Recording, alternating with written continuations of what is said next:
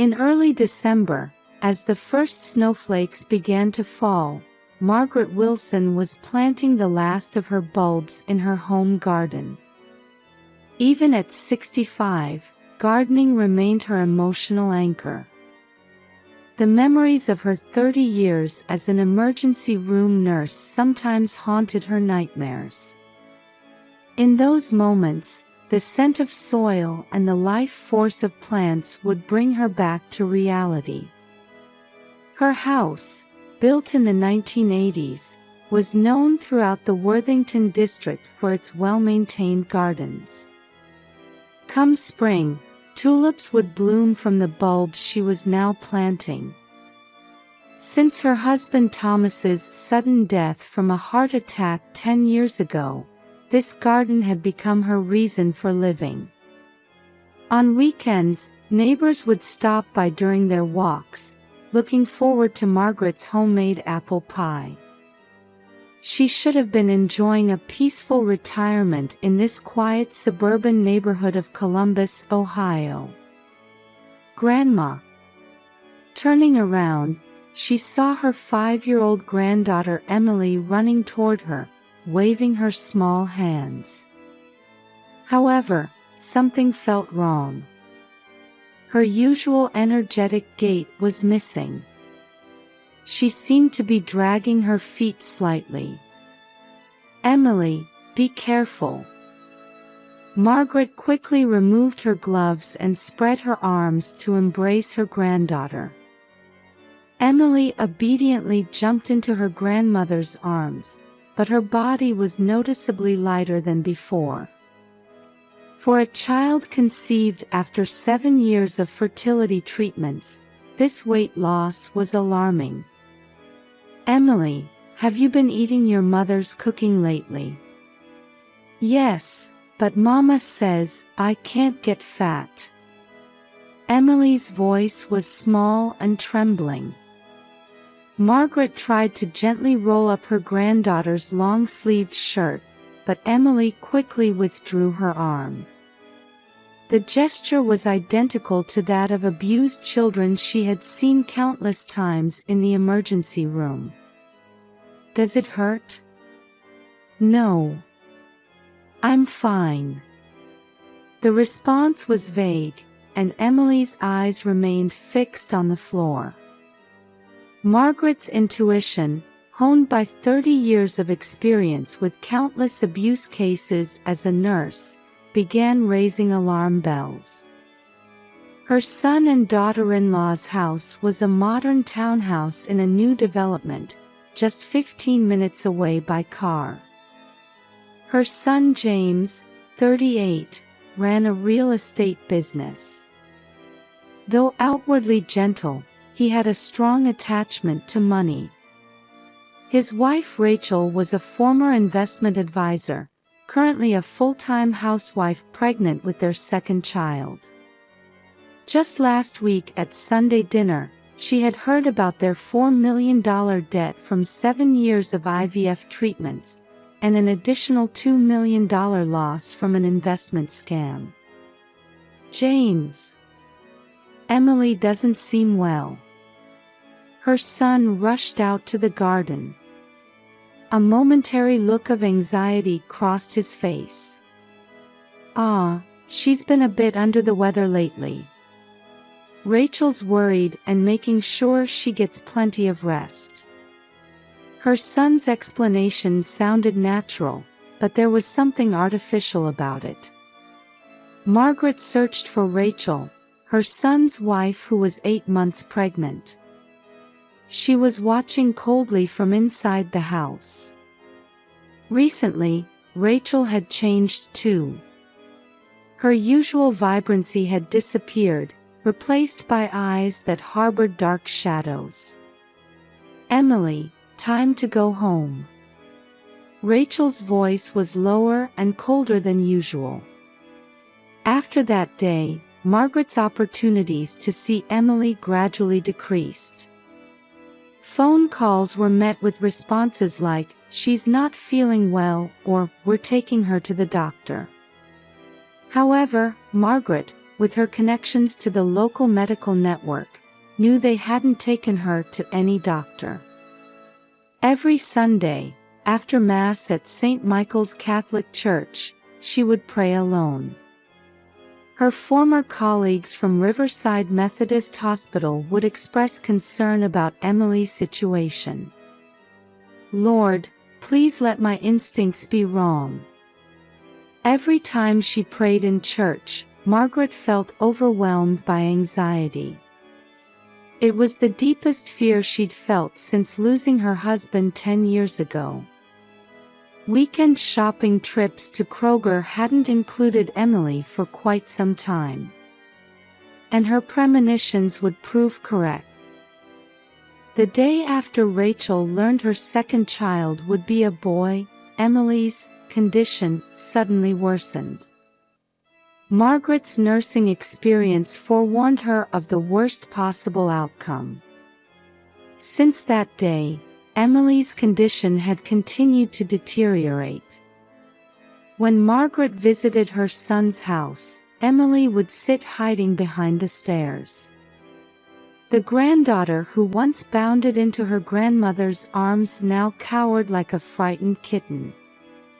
In the newly built townhouse, Emily existed like a mere shadow. "Emily, it's Grandma. Everything's all right." Even when called, Emily would only nod slightly. The child who once ran energetically around the garden now lived wrapped in long-sleeved clothes, hiding in shadows. Margaret tried several times to check for bruises on her arms, but Emily desperately refused. Her gestures clearly showed fear. During her time at Riverside Methodist Hospital, Margaret had learned the characteristic behavioral patterns of abused children. Hiding arms and legs, flinching at adult presence, abnormal eating habits. Emily displayed all of these signs. "Have you been eating well lately?" "Yes, but..." Emily glanced around cautiously before continuing in a whisper, as if terrified of being overheard. "I eat, secretly, in my room." Just then, Rachel's voice rang out from the kitchen. A metallic, cold voice from the new stainless steel counter. "Emily, what are you talking about?" At that voice, Emily's body froze for an instant. Margaret was reminded of her nursing days. The countless abuse cases in the emergency room. Children trembling at their parents' voices. And now, her own granddaughter showed the same reaction. 30 years of experience sent out every warning signal. "Rachel, could you tell me who Emily's doctor is?" At Margaret's question, Rachel's eyes widened for a moment. Cradling her 8-month pregnant belly, she showed clear signs of distress. "Oh, yes, but the primary physician is on vacation now." An excuse-like response. Rachel seemed to have forgotten that Margaret knew every pediatrician in the area. None of the doctors she regularly saw at Sunday Mass at St. Michael's Catholic Church had examined Emily. During dinner, Emily showed strange eating habits. She wolfed down her food as if she might not be fed tomorrow. Yet her body was definitely getting thinner. The long-sleeved dress concealed her emaciated frame. "Mama and Papa say I should go to heaven." The words Emily suddenly muttered after dinner froze Margaret's spine. The same bottomless fear that had gripped her when she lost her husband Thomas enveloped her. "Emily, what do you mean?" But before she could answer, Rachel interrupted. Her eyes held a sharp light she'd never shown before. "It's bedtime." Margaret, perhaps you should head home now." As she was leaving, Margaret caught her son in the garage. In the dim light, she searched for traces of her once gentle son. "James, tell me the truth." "Mom, you're worrying too much. Emily's just feeling a bit under the weather." Her son's eyes wouldn't meet his mother's. The pressure of $4 million in fertility treatment debt and $2 million in investment fraud losses had changed her son into a different person. After that, Margaret's opportunities to see Emily drastically decreased. Phone calls were met with responses like, "She's sleeping," or "She's getting tests." However, when she checked with her former colleagues at Ohio Health Riverside Methodist Hospital, there were no records of Emily being admitted anywhere. One day, while passing her son's house after shopping at Kroger, she heard screaming from inside. It was a desperate voice that pierced through the white walls of the modern townhouse. "That's enough. At this rate, everything will." It was Rachel's voice. When Margaret approached the entrance, the voice suddenly stopped. Her son opened the door, sweat glistening on his forehead despite the winter cold. "Mom, she's not feeling well right now." "But I just heard screaming." Rachel's morning sickness is severe. She's been on edge with this second pregnancy. Her son's explanation was too perfect. From behind him, Emily's crying could be heard. Her voice contained indescribable suffering. The next day, Rachel's prenatal checkup confirmed the second child would be a boy. From that moment, her son and daughter-in-law's attitude completely changed. They claimed Emily's condition had rapidly deteriorated and, without showing any doctor's diagnosis, completely banned visits. "We found a serious genetic disease. There's a risk of infection, so we can't let you see her, Mom." As a medical professional, Margaret felt something was wrong with her son's explanation. What genetic disease could suddenly appear and pose an infection risk? And above all, why wouldn't they show the doctor's diagnosis?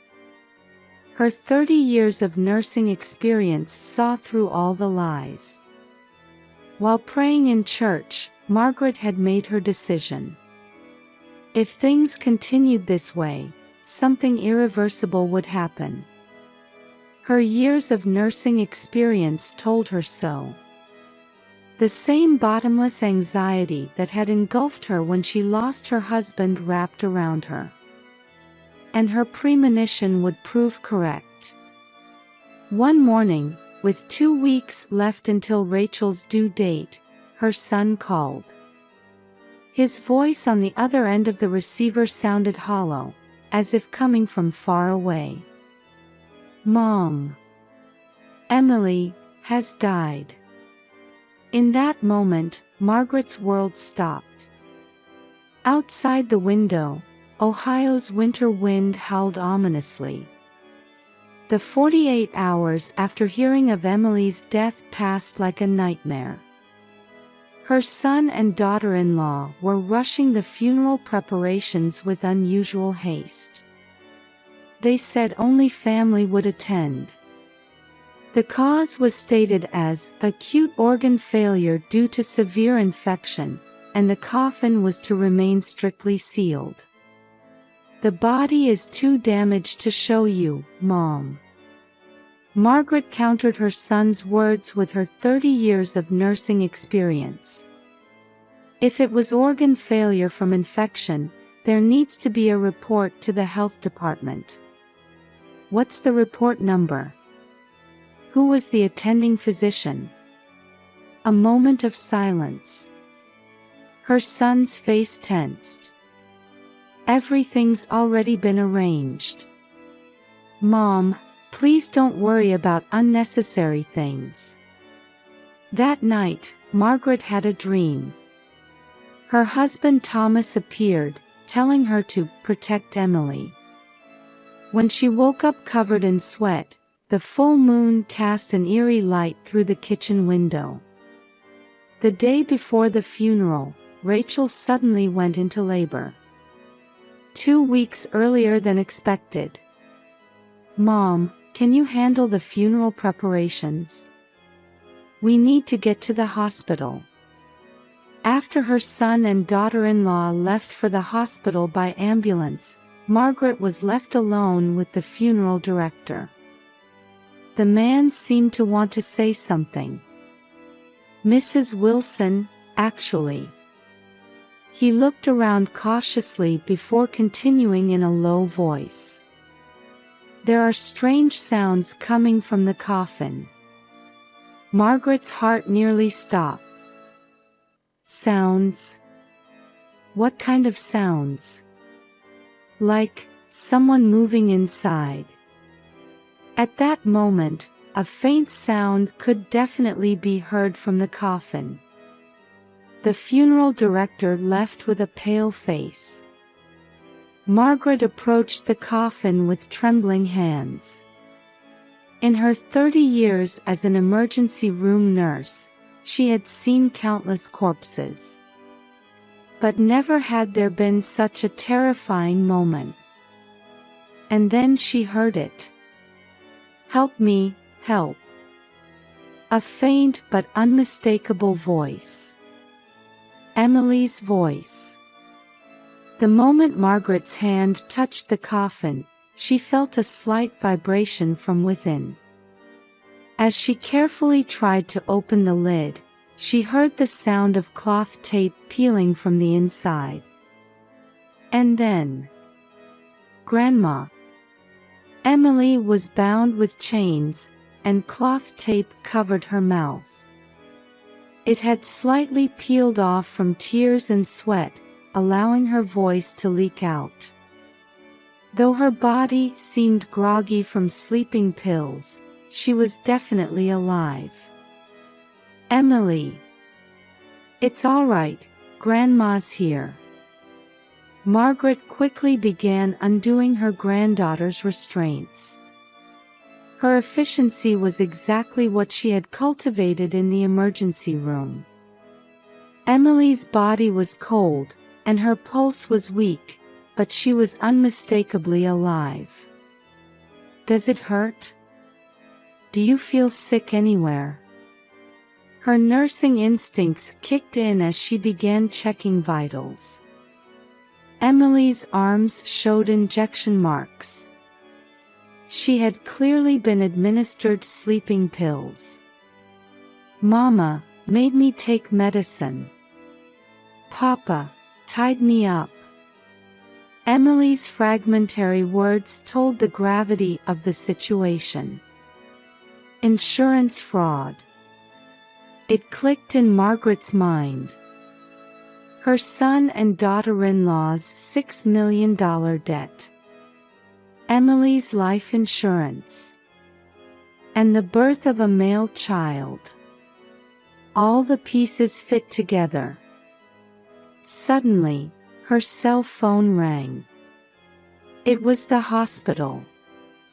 Mom, hurry. Rachel's going into labor. Her son's panicked voice. Margaret made an instant decision. All right. I'll be right there. After hanging up, she lifted Emily and placed her in her car.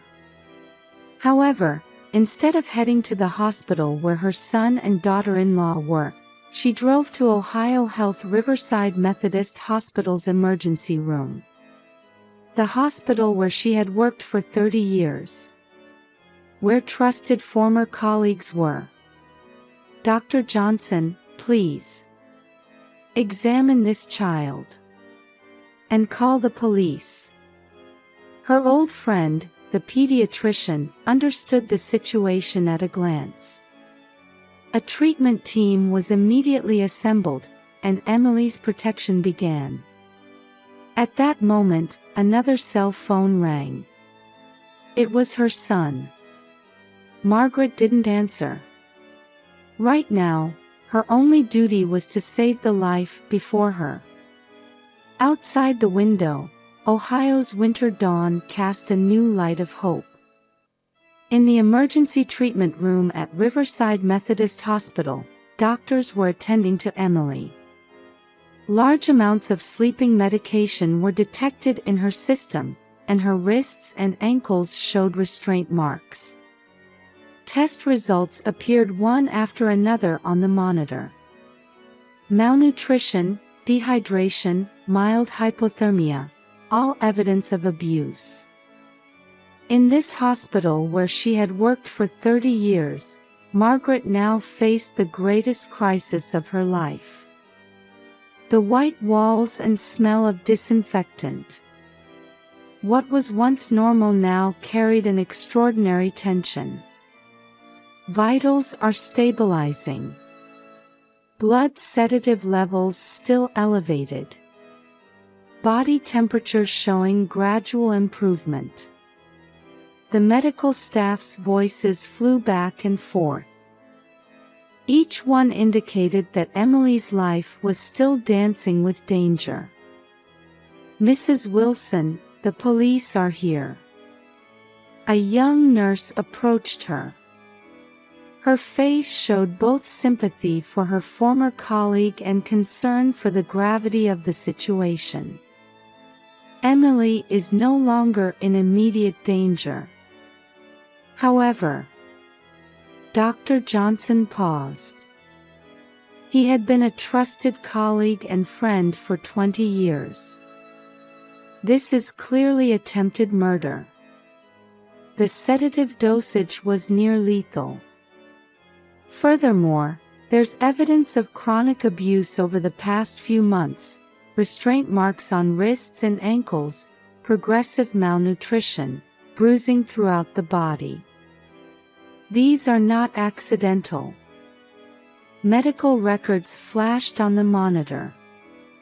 Emily's weight had dropped to 70% of normal over the past 2 months. Intentional starvation. And the drugs detected from the injection marks. Everything pointed to a premeditated crime. Just then, the hallway grew noisy. The sound of emergency transport sirens and hurried footsteps. "Mom! Why did you take Emily?" James burst in, his face contorted. Behind him, Rachel writhed in labor pain. Her white hospital gown was soaked with sweat. "Why? You're asking me why?" Margaret's voice was ice cold. The composure built over 30 years of nursing sustained her. $6 million in debt. Emily's $3 million life insurance policy. And the birth of your long-awaited son. Was it all according to plan? Trying to kill your own child by burying her alive. The blood drained from her son's face. Rachel screamed. Whether from labor pains or guilt was unclear. "No, that's not, we." At that moment, police officers entered the room. The sound of heavy boots echoed in the silent hospital room. "James Wilson, Rachel Wilson. You are under arrest for attempted murder, child abuse, and attempted insurance fraud." Rachel suddenly began screaming hysterically. "We had no choice. The fertility treatment debt, investment fraud, everything was crushing us. If only this child wasn't here, we could have a new life." Her screams echoed throughout the ward. At that moment, she was struck by intense labor pains. "Admit the patient." "Prepare the delivery room." The medical team responded swiftly. Rachel to the delivery room. James taken away by police. His back no longer showed any trace of the once proud real estate agent, now just that of a criminal. That night, the truth emerged during interrogation. $4 million for 7 years of fertility treatments. $2 million lost to investment fraud. The desperate couple planned to use Emily's life insurance to pay off their debts. The confirmation that their second child would be a boy pushed them to make their decision. They tried to sacrifice their beloved daughter's life as a ticket to a new life. "We started restricting her food 2 months ago." To fake illness, James stated flatly during questioning. His voice now lacked any emotion. Rachel obtained sleeping pills from a former hospital contact. "We carefully planned everything so her nurse mother wouldn't notice. We told the funeral home it was severe damage from infection and arranged for the coffin to remain sealed." Each confession tore at Margaret's heart. In Emily's hospital room, Margaret held her sleeping granddaughter's hand. The regular beeping of monitors proved her certain life. The quiet drip of 4 fluids. The stable waveform of the ECG. All testified that her beloved granddaughter was truly alive. And in the adjacent delivery room, Rachel was giving birth to a boy under police surveillance. The birth of a new life and the collapse of a family. Opposing fates intersected within the White Hospital walls. Police officers with warrants quietly walked the corridors. Margaret gazed out the window. Dawn was approaching. 30 years of nursing experience had saved a life, and maternal instinct had prevented a family's destruction. But this wasn't the end, it was the beginning of a new battle. She didn't yet know what light awaited beyond the deep darkness. Only Emily's warm hand conveyed certain hope. 3 months after the incident, on a spring morning, tulips bloomed in Margaret's garden from the bulbs planted in winter. Emily was seriously planting seedlings in a small flower bed in one corner of the garden. "Grandma, is this okay?" Her voice showed signs of gradually returning vitality. After the incident, thanks to swift action by Child Protective Services, Margaret had gained custody of Emily. She was also granted custody of her newborn brother. "Yes, that's very good." Next to Emily, 3-month-old Thomas slept peacefully in his stroller. Her grandson, named after her late husband.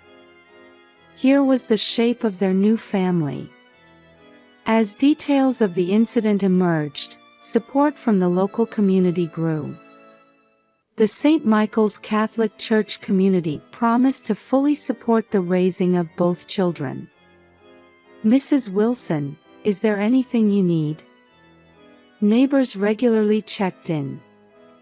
Former emergency room colleagues would come to help between their shifts. Meanwhile, her son and daughter-in-law's trial continued. They faced heavy sentences for insurance fraud, child abuse, and attempted murder. Particular attention focused on the cruelty of their plan as its details came to light. Gradually weakening her over 2 months, creating the pretext of serious illness. Then sedating her and placing her alive in a coffin. Margaret still trembles hearing the prosecutor's statement. A crime meticulously planned to avoid detection by a mother with medical knowledge. However, there was one flaw in their plan. Emily's strong will to live. The cloth tape gradually lost its adhesion from her tears and sweat. And when the sleeping medication began to wear off, a faint voice leaked out. If she hadn't heard that. Margaret dreaded to think about it. "Grandma, do we have to go to the doctor again?" Weekly counseling. Specialists say Emily's trauma care requires a long-term approach. Nights haunted by nightmares. Sudden panic attacks. However, slowly but surely, signs of recovery were becoming visible. Prompted by the incident, Margaret began working in child abuse prevention. She gives lectures to medical professionals at Riverside Methodist Hospital. 30 years of nursing experience and the experience of saving her own granddaughter.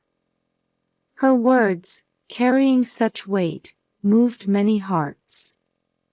Tragedy is never someone else's problem. Every time she speaks, offers of cooperation invariably come from the audience. The network for early detection and prevention of abuse steadily expanded. The flowers planted in the garden shine in the gentle spring sunlight. Emily peeks at her brother's sleeping face and smiles softly. "Thomas, when you're bigger, let's plant flowers together." Those words warmed Margaret's heart. True, their family had collapsed. But here was new life and hope. "Come on, let's all have lunch." The aroma of Sunday's special apple pie spreads throughout the house. Outside the window, spring breeze blows gently, and garden tulips sparkle in the sunlight. It seemed to herald the beginning